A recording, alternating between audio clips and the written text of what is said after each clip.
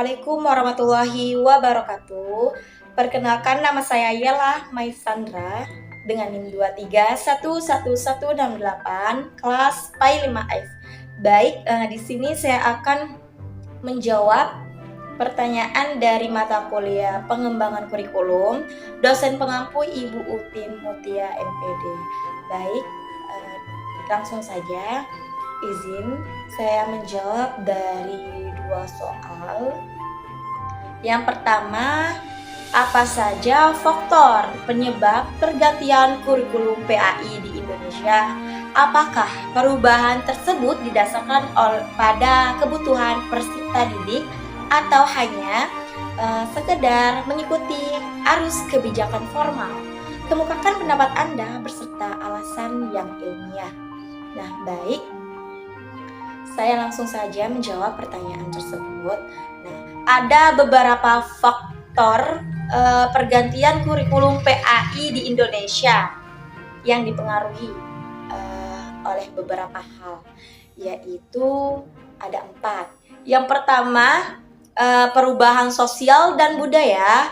Hal ini yang menuntut PAI relevan dengan tantangan global. Kemudian yang kedua, kebijakan politik pemerintah, yang dimana hal ini yang sering membawa arah ataupun arus baru pendidikan. Kemudian yang ketiga, perkembangan ilmu pengetahuan dan teknologi yang memengaruhi metode pembelajaran. Dan yang keempat, kebutuhan peserta didik untuk memperoleh pendidikan agama yang kontekstual dan aplikatif. Nah, itulah faktor pergantian kurikulum PAI di Indonesia yang dipengaruhi oleh beberapa hal tersebut.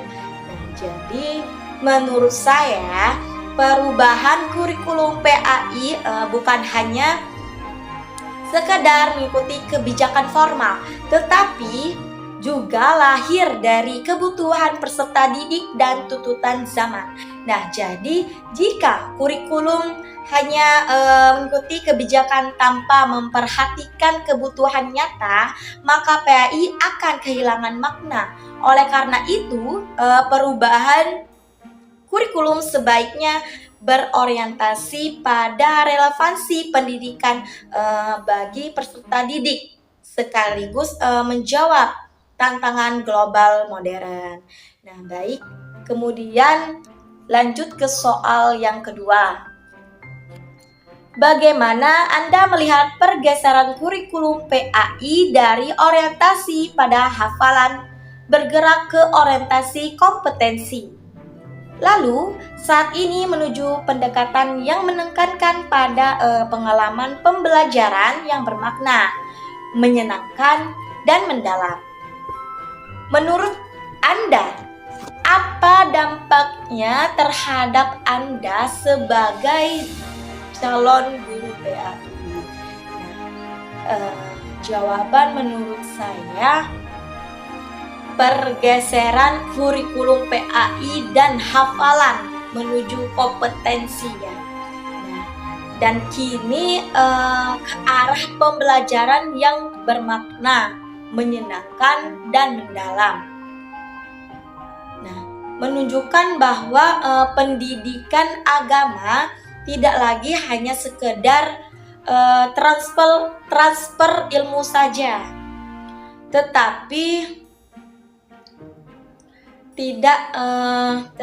lebih menekankan pada pembentukan karakter siswa, keterampilan, dan pengalaman nyata peserta didik. Nah, jadi menurut saya sebagai calon guru PAI, bahwasannya hal ini menurut saya tidak hanya saya menguasai materi ilmu pengetahuan saja, tetapi juga kreatif dalam merancang, inovatif, dan metode belajar siswa. Nah, yang kontekstual, interaktif, dan relevan dengan kehidupan siswa. dampaknya bagi saya harus terus mengembangkan kompetensi pedagogik, literasi digital, dan kemajuan untuk membangun suasana kelas yang inspiratif, yang nyaman dan menyenangkan. Nah, agar nilai-nilai Islam dapat dipahami sekaligus dihayati oleh peserta didik dalam keseharian mereka. Nah, baik, itulah yang dapat saya jawab dari 2 soal tersebut.